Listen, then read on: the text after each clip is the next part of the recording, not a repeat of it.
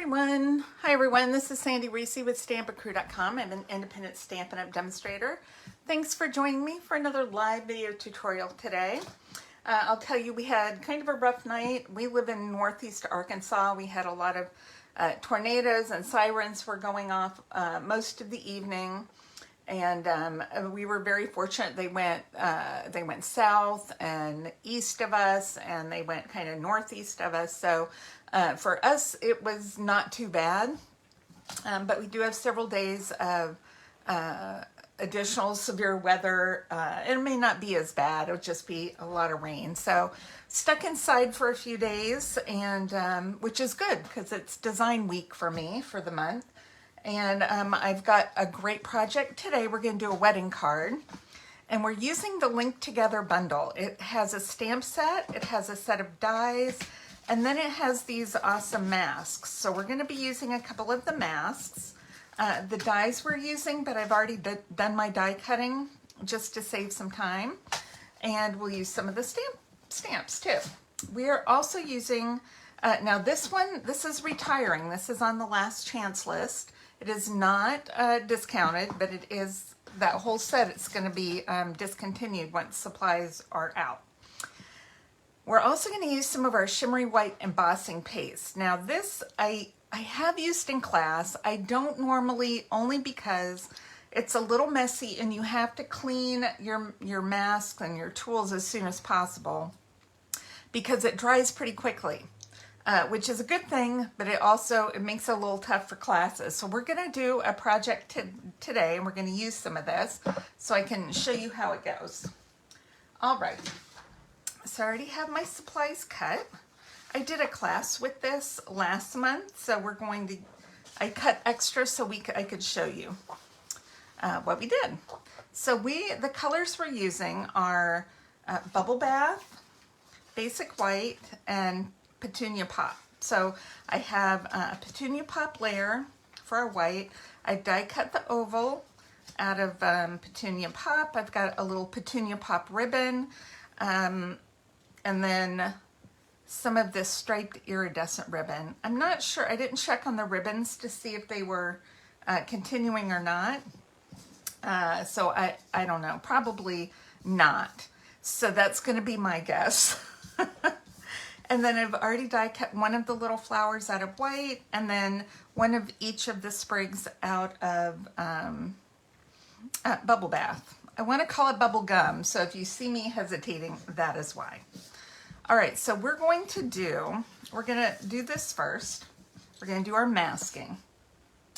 So this is when it's a great time to have the grid paper. I'm putting just a little bit of seal adhesive here, and I'm going to put this on my grid paper so that it's straight, so it's lined up here and here on an edge. And we are going to grab this one, the mask with the really thin lines. You can see the notches, so I always use that as my front. And then I am just going to line this up so it's pretty much centered. Right about there. Oh, I moved it. Okay. That looks fairly centered. So let's grab, I'm just using a little bit of my, some Post-it note tape. We're gonna grab a blending brush and the Bubble Bath ink. And we are very lightly going to do some blending on here. I'm going to put some of this ink. We don't want it too thick, we just want it a nice light. And I apologize, I'm probably shaking the table and the camera here while I'm doing this. I just want to be careful not to get too much color because sometimes it'll pool. Okay, we're just going to go with that. Then you see that pretty background. And then we're going to grab this one. This one has the thickest lines. Okay. And what I want to do is make sure my, my big triangles go in between, and my big ones, my little triangles, and the little squares. And then if you can see the white lines that are lined up right in between, right in the plastic part. Whoop, I need to scoot that down.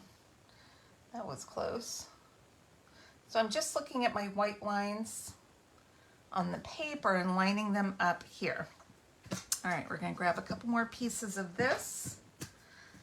Actually, let's move this over to the corner. And now we're gonna grab our embossing paste.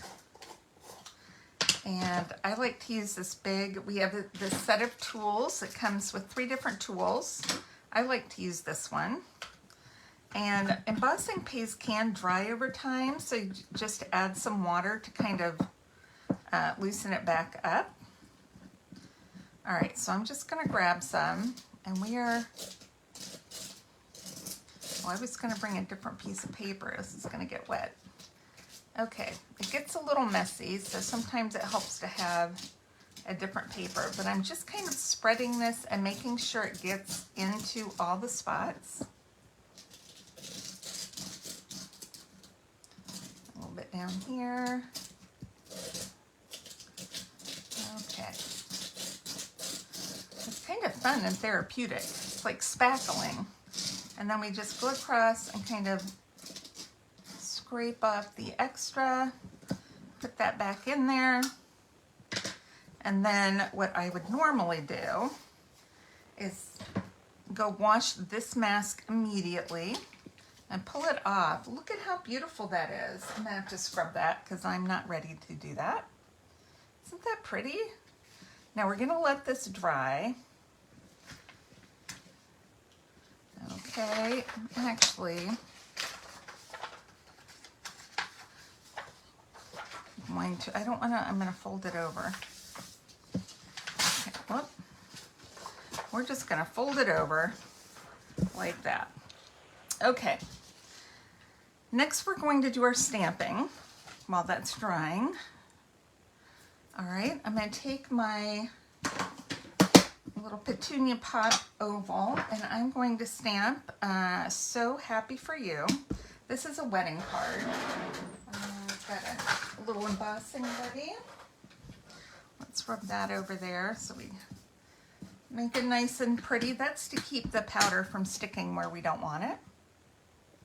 And do So Happy For You.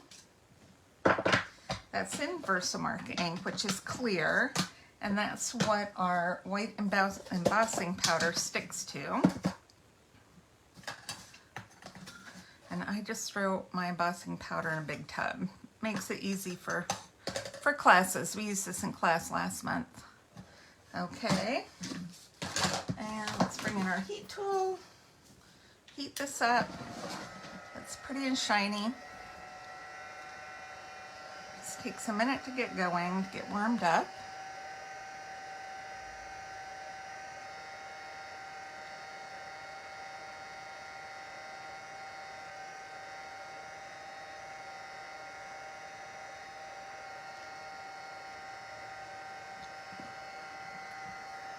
There it goes. I'm just going to crank it up a little bit. I like our heat tool because it has 2 settings.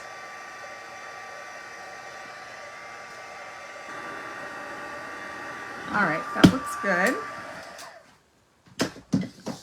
All right, and then for the inside of our card, I'm just going to use Wishing You a Lifetime of Love.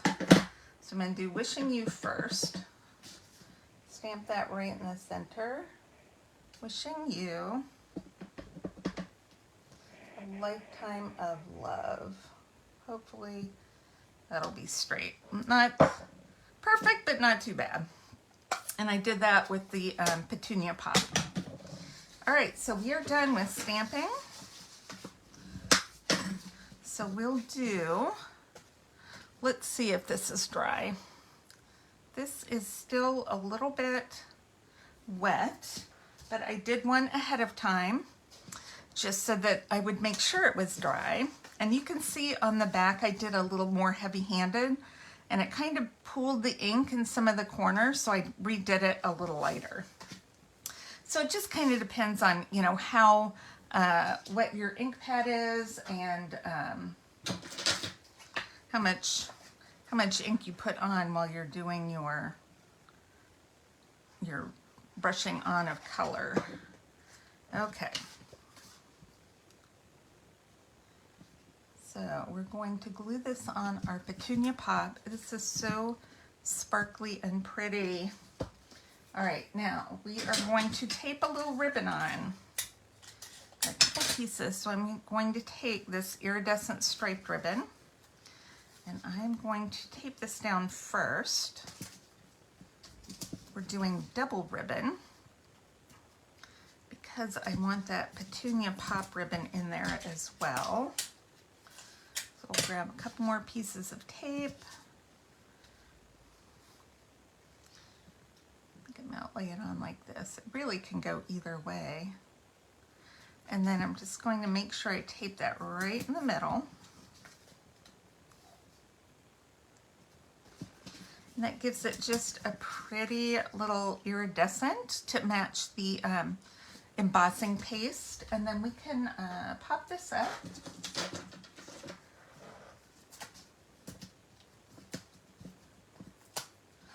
I'll put one right there too. All right.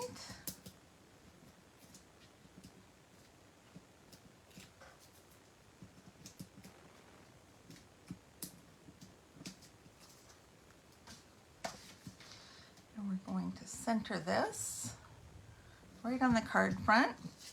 We're going to pop this up. I'm just going to use two, one on each side. And we're going to put this right about here.